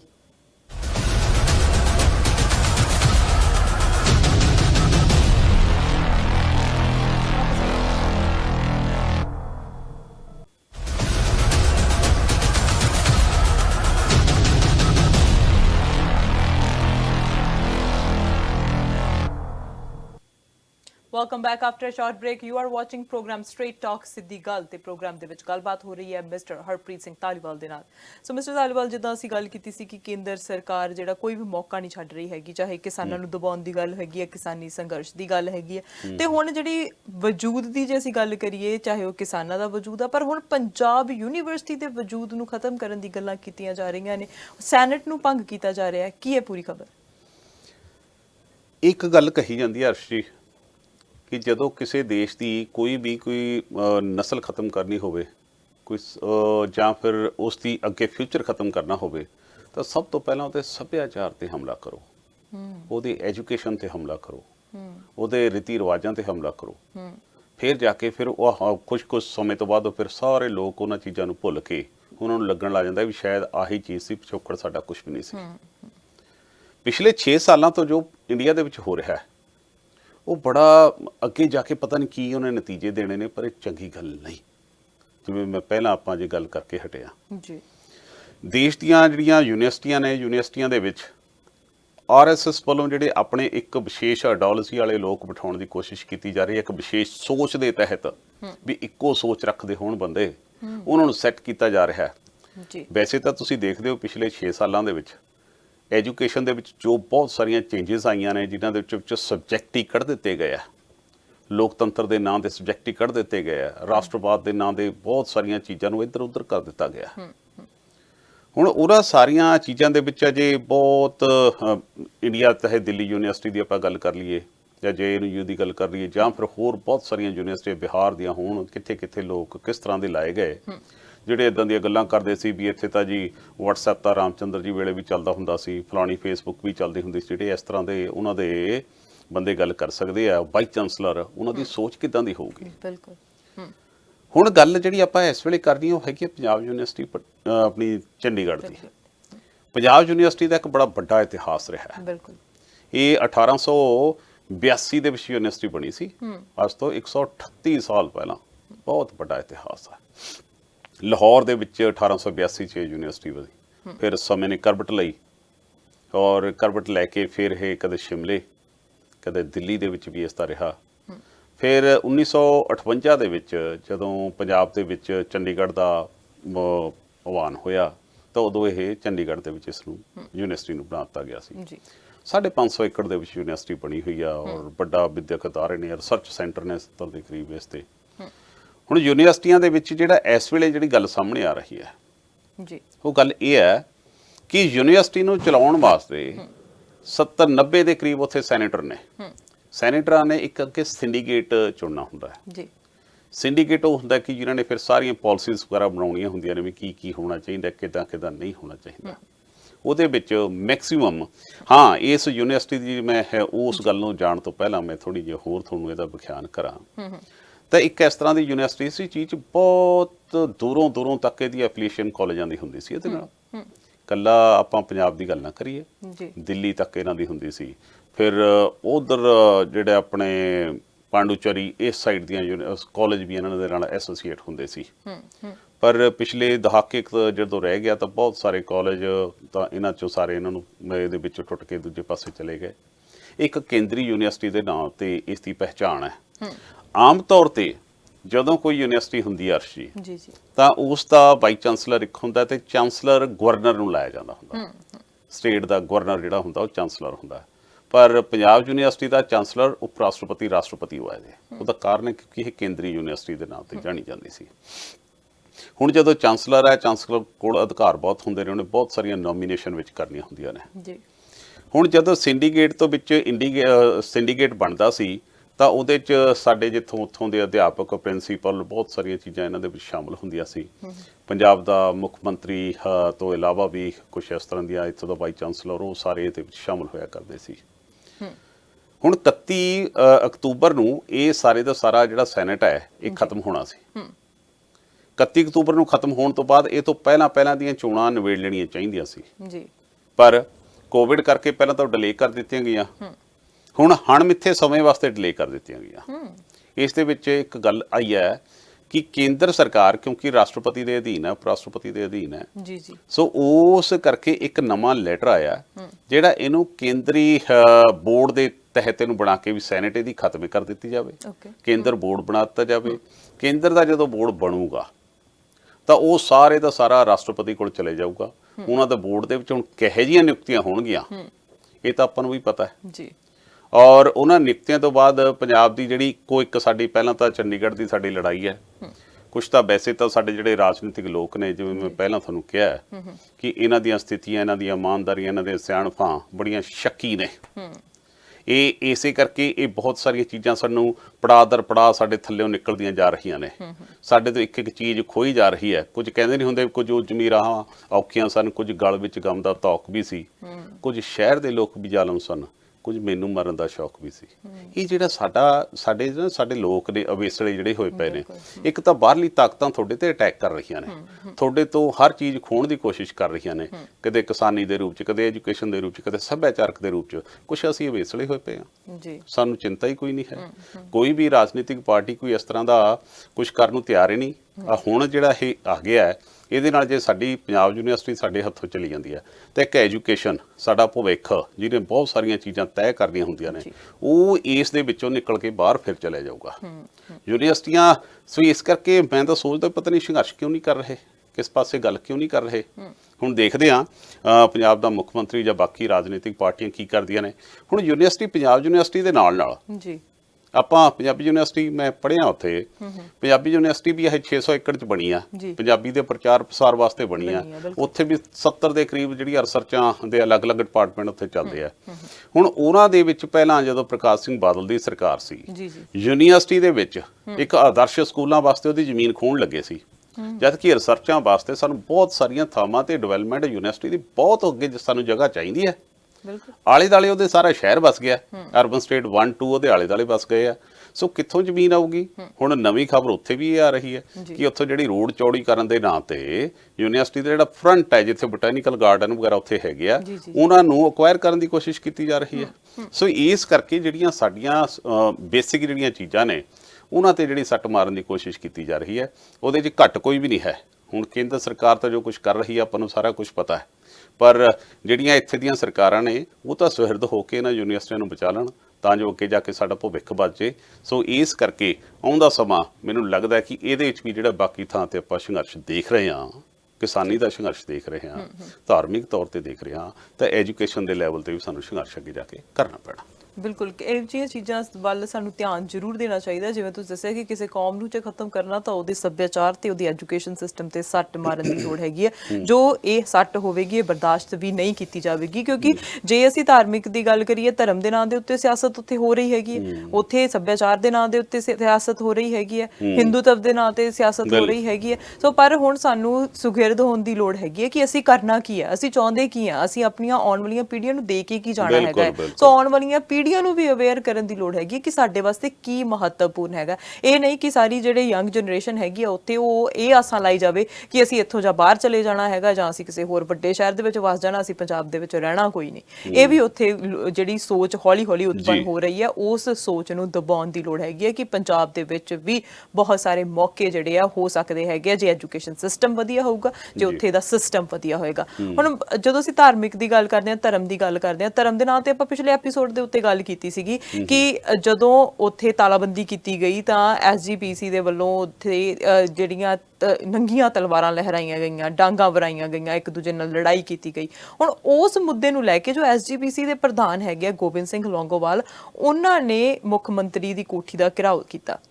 ਹੁਣ ਸੈਕਸ਼ਨ 144 ਦੇ ਅਧੀਨ ਇਹ ਤੋੜ ਕੇ ਉਹਨਾਂ ਨੇ ਉੱਥੇ ਜਾ ਕੇ ਘਿਰਾਓ ਕਿਵੇਂ ਕੀਤਾ, ਪੁਲਿਸ ਨੂੰ ਵੀ ਨਹੀਂ ਭਿਣਕ ਪਈ, ਕਿਸ ਤਰ੍ਹਾਂ ਉਹ ਚਲੇ ਗਏ ਉੱਥੇ, ਇਹ ਸਭ ਬਾਰੇ, ਇਹ ਸਾਰੀ ਖਬਰ ਦੇ ਬਾਰੇ ਕੀ ਕਹੋਗੇ ਤੁਸੀਂ? ਅਸਲ 'ਚ ਜਿਹੜੇ ਗੋਬਿੰਦ ਸਿੰਘ ਲੌਂਗੋਵਾਲ ਨੇ ਪੰਜਾਬ ਦੇ ਮੁੱਖ ਮੰਤਰੀ ਦੀ ਕੋਠੀ ਦੇ ਅੱਗੇ, ਜਿਹੜੀ ਸਰਕਾਰੀ ਕੋਠੀ ਹੈ ਜਿਹਨੂੰ ਤਾਂ ਉਹ ਤਲਾਂਜਲੀ ਵੈਸੇ ਤਾਂ ਮੁੱਖ ਮੰਤਰੀ ਸਾਹਿਬ ਵੈਸੇ ਹੀ ਦੇ ਚੁੱਕੇ ਨੇ, ਉਹਨਾਂ ਵੱਲੋਂ ਵੈਸੇ ਉਹ ਜਿਹੜਾ ਨਾਲ ਲੱਗਦਾ ਚੰਡੀਗੜ੍ਹ ਦੇ ਉਹਨਾਂ ਦਾ ਸਿਸਮਾਂ ਦੇ ਵਿੱਚ ਫਾਰਮ ਹਾਊਸ ਹੈ ਉਹ ਤਾਂ ਉੱਥੇ ਰਹਿ ਰਹੇ ਨੇ। ਹੁਣ SGPC ਦੇ ਪ੍ਰਧਾਨ ਗੋਬਿੰਦ ਸਿੰਘ ਲੌਂਗੋਵਾਲ ਉਹਨਾਂ ਦੀ ਜਿਹੜੀ ਸਰਕਾਰੀ, ਜਿੱਥੇ ਉਹਨਾਂ ਦਾ ਅੱਜ ਕੱਲ੍ਹ ਸੁਣਿਆ ਕਿ ਬੇਟਾ ਰਣਿੰਦਰ ਸਿੰਘ ਰਹਿੰਦਾ ਹੈ, ਉੱਥੇ ਜਾ ਕੇ ਉਹਨਾਂ ਨੇ ਧਰਨਾ ਲਾਇਆ। ਧਰਨੇ ਦੇ ਵਿੱਚ ਉਹਨਾਂ ਨੇ ਇਸ ਗੱਲ ਦਾ ਦੋਸ਼ ਲਾਇਆ ਕਿ ਦਰਬਾਰ ਸਾਹਿਬ ਦੇ ਵਿੱਚ ਜਾਂ ਜਿਹੜੀਆਂ ਪਿਛਲੇ ਦਿਨਾਂ 'ਚ ਘਟਨਾਵਾਂ ਹੋਈਆਂ ਹਰਿਮੰਦਰ ਸਾਹਿਬ ਆਪਣੇ ਗੁਰਦੁਆਰਾ ਸਾਹਿਬ ਦੇ ਵਿੱਚ, ਜਿੱਥੇ ਟਾਸਕ ਫੋਰਸ ਤੇ ਜਿਹੜੇ ਦੂਸਰੀਆਂ ਜਿਹੜੀਆਂ ਸਿੱਖ ਜਥੇਬੰਦੀਆਂ ਬੈਠੀਆਂ ਸੀ, ਉਹਨਾਂ ਦਾ ਆਪਸ ਵਿੱਚ ਕਲੈਸ਼ ਹੋਣਾ। ਕਲੈਸ਼ ਹੋਣ ਤੋਂ ਬਾਅਦ ਪਹਿਲਾਂ ਤਾਂ ਉਹਨਾਂ ਤੇ ਪਰਚੇ ਦਰਜ ਹੁੰਦੇ ਆ, ਫਿਰ ਪੁਲਿਸ ਵੱਲੋਂ ਕ੍ਰਾਸ ਪਰਚੇ ਜਿਹੜੇ ਟਾਸਕ ਫੋਰਸ ਤੇ ਵੀ ਕੀਤੇ ਜਾਣੇ। ਉਸ ਗੱਲ ਨੂੰ ਲੈ ਕੇ ਲਗਾਤਾਰ ਇਹ ਖਿੱਚੋਤਾਣ ਚੱਲ ਰਹੀ ਹੈ। ਸਿੱਖ ਜਿਹੜੀਆਂ ਜਥੇਬੰਦੀਆਂ ਉੱਥੇ ਬੈਠੀਆਂ ਨੇ ਉਹ ਇਸ ਗੱਲ ਦੀ ਮੰਗ ਕਰ ਰਹੀਆਂ ਨੇ ਕਿ ਜਦੋਂ ਗੁਰੂ ਗ੍ਰੰਥ ਸਾਹਿਬ ਦੇ ਮਾਮਲੇ 'ਚ ਪਹਿਲਾਂ ਸੰਘਰਸ਼ ਚੱਲ ਰਹੇ ਨੇ, ਬਰਗਾੜੀ ਦੇ ਮਾਮਲੇ ਚੱਲ ਰਹੇ ਨੇ, ਬਾਈਬਲ ਕਲਾਂ ਦੀ ਜਿਹੜੀ ਵੀ ਘਟਨਾਵਾਂ ਚੱਲ ਰਹੀਆਂ ਨੇ ਸਾਰੀਆਂ ਚੱਲ ਰਹੀਆਂ ਨੇ, ਇੱਥੇ ਤਾਂ 328 ਸਰੂਪਾਂ ਦਾ ਮਾਮਲਾ ਹੈ। 328 ਸਰੂਪਾਂ ਦੇ ਮਾਮਲੇ 'ਚ ਜਦੋਂ ਰੌਲਾ ਰੱਪਾ ਪਿਆ ਸੀ ਤਾਂ ਅਕਾਲ ਤਖਤ ਦੇ ਜਥੇਦਾਰ ਨੇ ਵੀ ਇਹ ਗੱਲ ਮੰਨੀ ਸੀ ਕਿ ਇਹ ਘਪਲਾ ਹੋਇਆ, ਕੀ ਘਟਨਾਵਾਂ ਹੋਈਆਂ ਨੇ। ਉਹਨਾਂ ਨੇ ਜਾਂਚ ਪੜਤਾਲ ਵੀ ਕੀਤੀ। ਉਸ ਤੋਂ ਬਾਅਦ ਚੋਂ ਇਹ ਵੀ ਗੱਲ ਸਾਹਮਣੇ ਆਈ ਵੀ ਹੋਇਆ। ਫਿਰ ਇਹੀ SGPC ਦਾ ਪ੍ਰਧਾਨ ਗੋਬਿੰਦ ਸਿੰਘ ਲੌਂਗੋਵਾਲ ਇੱਕ ਪ੍ਰੈਸ ਕਾਨਫਰੰਸ ਕਰਦੇ ਆ ਨਾਲ ਦੀ ਨਾਲ, ਉਹਦੇ ਵਿੱਚ ਕਹਿੰਦੇ ਆ ਕਿ ਦੋਸ਼ੀ ਬਖਸ਼ਣਾ ਨਹੀਂ, ਉਹਨਾਂ ਤੇ ਫੌਜਦਾਰੀ ਕੇਸ ਹੋਣਗੇ। ਜਦੋਂ ਉੱਥੇ ਬੈਠ ਕੇ ਤੁਸੀਂ ਪ੍ਰੈਸ ਕਾਨਫਰੰਸ ਕਰਦੇ ਹੋ ਤਾਂ ਇਹਦਾ ਮਤਲਬ ਹੈ ਤੁਸੀਂ ਸਖਤ ਕਾਰਵਾਈ ਕਰੋਗੇ। ਫਿਰ ਕੀ ਤਾਂ ਇਲਾਹੀ ਹੁਕਮ ਆ ਗਿਆ ਜਾਂ ਫਿਰ ਰਾਤ ਨੂੰ ਤੁਹਾਡੇ ਪਏ ਦਾ ਦਿਮਾਗ ਘੁੰਮ ਗਿਆ, ਹਫ਼ਤੇ ਬਾਅਦ ਤੁਸੀਂ ਯੂ ਟਰਨ ਲੈ ਗਏ। ਇਹ ਸਾਰੀਆਂ ਚੀਜ਼ਾਂ ਇਸ ਗੱਲ ਵੱਲ ਅਰਸ਼ ਜੀ ਇਸ਼ਾਰਾ ਕਰਦੀਆਂ ਨੇ ਕਿ ਇੱਥੇ ਨਾ ਇਹ ਕੋਈ ਨਾ ਕੋਈ ਇਹਨਾਂ ਦੀ ਹੋਰ ਪਿੱਛੋਂ ਇਹਨਾਂ ਦੇ ਤੁਣਕਾ ਕੋਈ ਹੋਰ ਮਾਰਦਾ। ਇਹ ਤਾਂ ਵਿਚਾਰੇ ਛੋਟੇ ਛੋਟੇ ਮਸੌਦੇ ਰੱਖੇ ਹੋਏ ਨੇ ਅੱਗੇ, ਇਹਨਾਂ ਦੇ ਚਿਹਰੇ ਮੋਰੇ ਨੇ, ਸਿਰਫ ਇਹਨਾਂ ਦੇ ਅੱਲੇ ਪੱਲੇ ਕੁਝ ਨਹੀਂ ਹੈ। ਮੈਂ ਪਹਿਲਾਂ ਵੀ ਤੁਹਾਨੂੰ ਇੱਕ ਦਿਨ ਗੱਲ ਕਰਦਾ ਸੀ ਵੀ ਕਮੇਟੀਆਂ ਸ਼ਮੇਟੀਆਂ ਜਿਹੜੀਆਂ ਹੁੰਦੀਆਂ ਇਹਨਾਂ ਦੇ ਅੱਲੇ ਪੱਲੇ ਕੁਝ ਨਹੀਂ ਹੈ, ਇਹਨਾਂ ਨੂੰ ਚਲਾਉਣ ਵਾਲੇ ਹੋਰ ਕੁਝ ਨੇ। ਸੋ ਉਸ ਤੋਂ ਬਾਅਦ ਚੋਂ ਇਹ ਸਾਰੀ ਜਿਹੜੀ ਆਪਸ ਵਿੱਚ ਸਿੱਖਾਂ ਦਾ, ਇੱਕ ਪਾਸੇ ਤਾਂ ਸਾਡੇ ਨਾਲ ਬਾਹਰਲੀਆਂ ਲੜਾਈਆਂ ਅਸੀਂ ਲੜ ਰਹੇ ਹਾਂ, ਇੱਕ ਪਾਸੇ ਤਾਂ ਸਾਡੀ ਕਿਸਾਨੀ ਦਾ ਸੰਘਰਸ਼ ਚੱਲ ਰਿਹਾ ਹੈ, ਦੂਜੇ ਪਾਸੇ ਆਪਸ ਵਿੱਚ ਸਿੱਖੀ ਆਪਸ ਵਿੱਚ ਹੋਏ ਪਏ ਨੇ, ਇੱਕ ਦੂਸਰੇ ਨੂੰ ਮਾਰਨ ਕੱਟਣ ਤੇ ਲੱਗੇ ਹੋਏ ਆ। ਉਹ ਜਾ ਕੇ ਹੁਣ ਉੱਥੇ ਕਹਿੰਦੇ ਆ ਕਿ ਇਹ ਸਾਰਾ ਕੁਝ ਕਰਾਇਆ ਜੀ ਇਹ ਤਾਂ ਕਾਂਗਰਸ ਸਰਕਾਰ ਨੇ ਕਰਾਇਆ, ਇਹ ਸਾਡੀ SGPC ਨੂੰ ਤੋੜਨਾ ਚਾਹੁੰਦੀ ਹੈ। ਅਸਲ ਵਿੱਚ ਗੱਲ ਇਹ ਹੈ ਕਿ ਆਉਂਦੇ ਸਮੇਂ 'ਚ ਜਿਹੜੀਆਂ ਚੋਣਾਂ ਹੋਣੀਆਂ ਨੇ SGPC ਦੀਆਂ, ਉਸ ਮਾਮਲੇ 'ਚ ਇਹਨਾਂ ਨੂੰ ਕੋਈ ਨਾ ਕੋਈ ਮੁੱਦੇ ਜਾਂ ਇਸ ਤਰ੍ਹਾਂ ਦੀਆਂ ਚੀਜ਼ਾਂ ਗਰਾਊਂਡ ਤਿਆਰ ਕਰਨ ਵਾਸਤੇ ਇਹ ਸਾਰੀਆਂ ਚੀਜ਼ਾਂ ਰੋਲ ਪਲੇ ਕਰ ਰਹੀਆਂ ਨੇ ਅਰਸ਼ ਜੀ ਹੈ ਨਾ। ਉਹ ਸਾਰੀ ਚੀਜ਼ ਦੇ ਵਿੱਚ ਹੁਣ ਜਿਹੜੇ ਲੌਂਗੋਵਾਲ ਸਾਹਿਬ ਨੇ ਆਪਣੇ ਨਾਲ ਦੇ ਸਾਥੀਆਂ ਨੂੰ ਲੈ ਕੇ ਉੱਥੇ ਜਾ ਕੇ ਬੈਠੇ ਆ ਔਰ ਪਿੱਛੋਂ ਉਹਨਾਂ ਨੂੰ ਜਿਹੜਾ ਕੌਣ ਕਹਿ ਰਿਹਾ ਵੀ ਕਿਸ ਤਰੀਕੇ ਨਾਲ ਜਾਓ ਕਿਸ ਤਰੀਕੇ ਨਾਲ ਨਾ ਜਾਓ। ਲੌਂਗੋਵਾਲ ਸਾਹਿਬ ਦੀ ਜਿਹੜੀ ਪਿਛਲੀ ਕਾਰਜਕਾਰੀ ਜਿਹੜੀ ਰਹੀ ਹੈ वो तो यही गल का इशारा करती है कि लौंगोवाल साहब आप तो बेचारे खुद तो कुछ भी नहीं है, उनको करता है इशारा तो वो समझ जाते हैं कि कहाँ किसको खाना है, वो तो बेचारे उन्नेक जोखे ने है ना। तो उस करके ये सारी दी सारी राजनीति हो रही है। उस राजनीति दे विच जाके ये जरूरी है कि जिहड़ा एडा वड्डा मामला गुरु ग्रंथ साहिब की बेअदबी दा होया उस मामले च शहीदता दे नाल ਇਹਨਾਂ ਨੂੰ ਕੋਈ ਨਾ ਕੋਈ ਜਾਂਚ ਪੜਤਾਲ ਮੰਗ ਪੱਤਰ ਤਾਂ ਸੌਂਪਿਆ ਗਿਆ। ਹੁਣ ਦੇਖੋ ਅੱਗੋਂ ਕੀ ਹੁੰਦਾ ਹੈਗਾ, ਆਉਣ ਵਾਲਾ ਸਮਾਂ ਦੱਸੂਗਾ। ਹੁਣ ਜਦੋਂ ਅਸੀਂ ਪਾਕਿਸਤਾਨ ਆਪਣੇ ਗੁਆਂਢੀ ਮੁਲਕ ਦੀ ਗੱਲ ਕਰ ਲੈਂਦੇ ਹੈਗੇ, ਸਾਡਾ ਆਪਣਾ ਮੁਲਕ ਹੈਗਾ ਇਹਦੀ ਗੱਲ ਕਰ ਲੈਂਦੇ ਹੈਗੇ, ਉਹਦੇ ਵਿੱਚ ਹੁਣ ਜਦੋਂ ਅਸੀਂ ਪਿਛਲੇ ਸਮੇਂ ਦੇ ਵਿੱਚ ਦੇਖਿਆ ਹੈਗਾ, ਚਾਹੇ ਪੁਲਵਾਮਾ ਦਾ ਮਾਮਲਾ ਹੈਗਾ ਆ ਚਾਹੇ ਬਾਲਾਕੋਟ ਦਾ ਮਾਮਲਾ ਹੈਗਾ, ਇਹਨਾਂ ਦੋਨਾਂ ਮਾਮਲਿਆਂ ਨੂੰ ਲੈ ਕੇ ਪਾਕਿਸਤਾਨ ਦੇ ਵਿੱਚ ਸਿਆਸਤ ਜਿਹੜੀ ਉਹ ਗਰਮਾ ਗਈ ਹੈ। ਕੀ ਹੈ ਪੂਰਾ ਮਾਮਲਾ?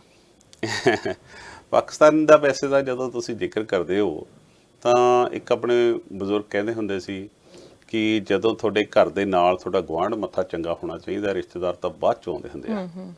ਜੇਕਰ ਗੁਆਂਢੀ ਦੇ ਘਰ ਅੱਗ ਲੱਗਦੀ ਹੈ ਤਾਂ ਆਪਾਂ ਨੂੰ ਖੁਸ਼ ਨਹੀਂ ਹੋਣਾ ਚਾਹੀਦਾ, ਉਹਦਾ ਭਾਂਬੜ ਆਪਣੇ ਘਰ ਵੀ ਜਲ ਸਕਦਾ।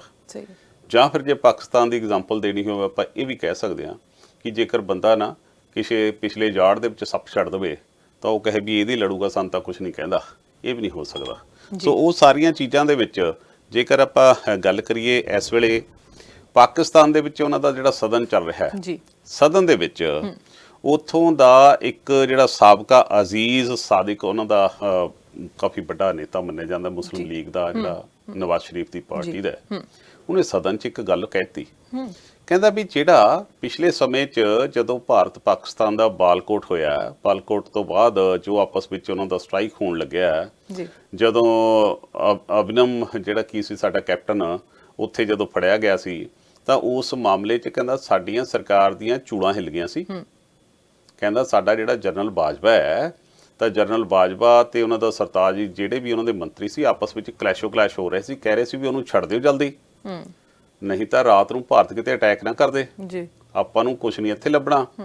ਹੁਣ ਉਹਦਾ ਬਿਆਨ ਬੜੀ ਮਹੱਤਤਾ ਰੱਖਦਾ ਹੈ, ਉਸ ਦਾ ਬਿਆਨ ਆਇਆ, ਉਸ ਦੇ ਬਿਆਨ ਤੋਂ ਬਾਅਦ ਕੱਲ ਫਿਰ ਜਿਹੜਾ ਪਾਕਿਸਤਾਨ ਦੇ ਉਸ ਦਾ ਨਾਂ ਹੈਗਾ ਵਫਾਦ ਚੌਧਰੀ, ਜਿਹੜਾ ਕਿ ਇਮਰਾਨ ਖਾਨ ਦਾ ਬੜਾ ਨੇੜੇ ਦਾ ਮੰਨਿਆ ਟੈਕਨੋਲੋਜੀ ਮਿਨਿਸਟਰ ਹੈ ਮੇਰੇ ਖਿਆਲ ਨਾਲ, ਉਹਨੇ ਸਦਨ 'ਚ ਜਿਹੜਾ ਬਿਆਨ ਦਿੱਤਾ ਹੈ ਉਹ ਗੱਲ ਦਾ ਧਿਆਨ ਮੰਗਦਾ। ਉਹ ਕਹਿੰਦਾ ਜੀ ਇਹ ਸਾਰੀ ਜਿਹੜੀਆਂ ਗੱਲਾਂ ਕਰ ਰਹੇ ਨੇ ਝੂਠ ਕਰ ਰਹੇ ਨੇ, ਇਹ ਤਾਂ ਛੱਡੋ, ਅਸੀਂ ਤਾਂ ਕਹਿੰਦਾ ਭਾਰਤ ਦੇ ਵਿੱਚ ਜਾ ਕੇ ਮਾਰਿਆ ਉਹਨਾਂ ਨੂੰ। ਹੁਣ ਜਦੋਂ ਵਿੱਚ ਜਾ ਕੇ ਮਾਰਿਆ ਤਾਂ ਸਾਰੀ ਇੰਟਰਨੈਸ਼ਨਲ ਕਿਉਂਕਿ ਪ੍ਰੈਸ ਸਾਰੀਆਂ ਚੀਜ਼ਾਂ ਸੁਣਦੀ ਹੈ, ਉਹ ਕਹਿੰਦੇ ਜਿਹੜਾ ਪੁਲਵਾਮਾ ਦੇ ਵਿੱਚ ਸਾਡੇ ਆਰਮੀ ਜਵਾਨਾਂ ਤੇ ਜਿਹੜਾ ਹਮਲਾ ਹੋਇਆ ਸੀ, ਕਹਿੰਦੇ ਤਾਂ ਅਸੀਂ ਕੀਤਾ ਸੀ, ਜਿਹਦੇ ਵਿੱਚ 40 ਜਵਾਨ ਸਾਡੇ ਸ਼ਹੀਦ ਹੋਏ ਸੀ। ਉਹਨਾਂ ਨੇ ਇਹ ਗੱਲ ਦੇ ਨਾਲ ਤਾਂ ਦੇਖੋ ਇੱਕ ਗੱਲ ਸਪਸ਼ਟ ਹੋ ਗਈ ਹੈ ਕਿ ਪਾਕਿਸਤਾਨ ਦਾ ਜਿਹੜਾ ਚਿਹਰਾ ਹੈ ਉਹ ਫਿਰ ਇੱਕ ਵਾਰੀ ਅੱਤਵਾਦ ਦੇ ਰੂਪ ਵਿੱਚ ਸਾਹਮਣੇ ਆ ਗਿਆ, ਜਿੱਥੇ ਉਹਨਾਂ ਨੇ ਆਪਣੇ ਆਪ ਹੀ ਇਹ ਸਾਰੀ ਗੱਲ ਮੰਨ ਲਈ ਹੈ। ਔਰ ਇਸ ਤੋਂ ਪਹਿਲਾਂ ਕਿਹੜਾ ਇਹ ਪਹਿਲੀ ਘਟਨਾ ਹੈ ਜਿਹੜੀ ਇਹਨਾਂ ਨੇ ਜਿਸ ਨੂੰ ਨਕਾਰਿਆ 1999 ਦੇ ਵਿੱਚ, ਜਦੋਂ ਅਟਲ ਬਿਹਾਰੀ ਵਾਜਪੇਈ ਪ੍ਰਧਾਨ ਮੰਤਰੀ ਸੀ, ਜਦੋਂ ਪਾਕਿਸਤਾਨ ਦੇ ਵਿੱਚ ਗਏ ਸੀ, ਨਵਾਜ਼ ਸ਼ਰੀਫ ਉੱਥੋਂ ਦੇ ਪ੍ਰਧਾਨ ਮੰਤਰੀ ਸੀ, ਉਹਨਾਂ ਨੂੰ ਤਾਂ ਬੱਸ 'ਚ ਬੈਠ ਕੇ ਇੱਕ ਦੂਸਰੇ ਨੂੰ ਜੱਫੀਆਂ ਪਾ ਰਹੇ ਸੀ, ਪਰ ਉਹਨਾਂ ਦਾ ਜਰਨੈਲ ਪਰਵੇਜ਼ ਮੁਸ਼ਰਫ ਉਹ ਸਾਡੀਆਂ ਸੈਨਾਵਾਂ ਦੇ ਕਾਰਗਿਲ ਦੇ ਉੱਤੇ ਉੱਥੇ ਜਾ ਕੇ ਸਾਡੀਆਂ ਸੈਨਾਵਾਂ ਤੇ ਹਮਲਾ ਕਰ ਰਹੇ ਸੀ। ਉਹ ਜਦੋਂ ਉੱਥੇ ਅਟੈਕ ਹੋਇਆ ਸੀ ਕਾਰਗਿਲ ਵਾਲਾ, ਸਾਡੀਆਂ ਫੌਜਾਂ ਵੀ ਬਹੁਤ ਨੁਕਸਾਨ ਹੋਇਆ, ਉਹਨਾਂ ਦੀਆਂ ਫੌਜਾਂ ਦਾ ਵੀ ਨੁਕਸਾਨ ਹੋਇਆ। ਪਾਕਿਸਤਾਨ ਤਾਂ ਉਸ ਵੇਲੇ ਵੀ ਮੁੱਕਰ ਗਿਆ ਸੀ, ਉਹ ਤਾਂ ਉਦੋਂ ਵੀ ਕਹਿੰਦੇ ਸੀ ਇਹ ਸਾਡੇ ਹੈ ਨਹੀਂ, ਪਰ ਉਸ ਤੋਂ ਬਾਅਦ ਜਦ 3 ਮਹੀਨੇ ਬਾਅਦ 14 ਅਗਸਤ ਨੂੰ ਉਹਨਾਂ ਦਾ ਆਜ਼ਾਦੀ ਦਿਵਸ ਹੁੰਦਾ, ਉੱਥੇ ਫਿਰ ਉਹ ਮੰਨ ਗਏ ਸੀ ਇਹ ਤਾਂ ਸਾਡੇ ਆਪਣੇ ਜਵਾਨ ਸੀ। ਪਾਕਿਸਤਾਨ ਦੀ ਇਹ ਪਹਿਲੀ ਵਾਰ ਦੀ ਕੋਈ ਆਦਤ ਨਹੀਂ ਹੈ।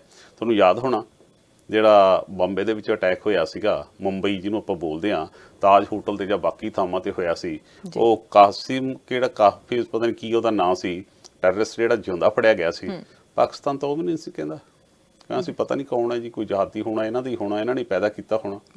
ਇਹ ਤਾਂ ਫਿਰ ਇੱਕ ਜੀਓ ਟੀਵੀ ਦੇ ਪੱਤਰਕਾਰ ਨੇ ਉਹਦਾ ਜਾ ਕੇ ਘਰ ਲੱਭ ਲਿਆ, ਘਰ ਦੇ ਵਿੱਚ ਉਹਦੇ ਮਾਂ-ਬਾਪ ਨਾਲ ਗੱਲ ਕਰ ਲਈ, ਉਹਨਾਂ ਨੇ ਕਿਹਾ ਕਿ ਸਾਡਾ ਮੁੰਡਾ, ਫਿਰ ਵੀ ਇਹ ਮੰਨਦੇ ਨਹੀਂ ਸੀ, ਫਿਰ ਅਖੀਰ 'ਚ ਜਾ ਕੇ ਪਾਕਿਸਤਾਨ ਮੰਨਿਆ ਸੀ। ਆਹ ਪਾਕਿਸਤਾਨ ਨੇ ਨਵੀਂ ਚੀਜ਼ ਮੰਨ ਕੇ ਇਸ ਦੇ ਨਾਲ ਇਹਨਾਂ ਨੇ ਆਪਣਾ ਇੱਕ ਵਾਰੀ ਫਿਰ ਉਹ ਚਿਹਰਾ ਮੋਹਰਾ ਸਾਹਮਣੇ ਸਾਬਤ ਕਰਤਾ ਹੈ। ਹੁਣ ਭਾਰਤ ਕੋਲ ਮੌਕਾ ਹੈ, ਸਾਡੇ ਮੁਲਕ ਦੇ ਕੋਲ ਇਸ ਵੇਲੇ ਮੌਕਾ ਹੈ ਕਿ ਜਿਹੜੀ ਅੰਤਰਰਾਸ਼ਟਰੀ ਜਿਹੜੀ ਪੰਚਾਇਤ ਹੈ, ਜਿਹੜੀ UNO ਹੈ, UNO ਦੇ ਵਿੱਚ ਇਹ ਜਾ ਕੇ ਉੱਥੇ ਪਾਉਣ ਤੇ ਦੱਸਣ ਕਿ ਪਾਕਿਸਤਾਨ ਆਹ ਕੰਮ ਕਰਦਾ।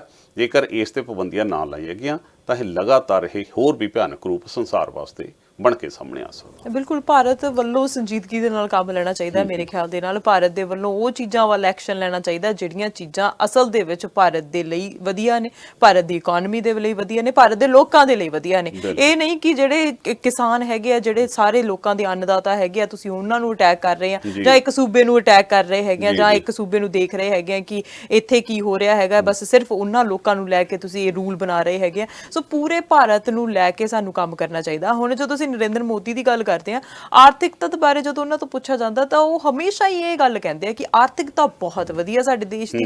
ਇਹ ਤਾਂ ਇਕਨੋਮੀ ਕਰਕੇ ਸਾਡਾ ਕਰੋਨਾ ਦੇ ਕਰਕੇ ਥੋੜੇ ਜਿਹੀ ਘਟ ਗਈ ਹੈ, ਨਹੀਂ ਤਾਂ ਇਕਨੋਮੀ ਸਾਡੀ ਬਹੁਤ ਵਧੀਆ ਕਰ ਰਹੀ ਹੈ।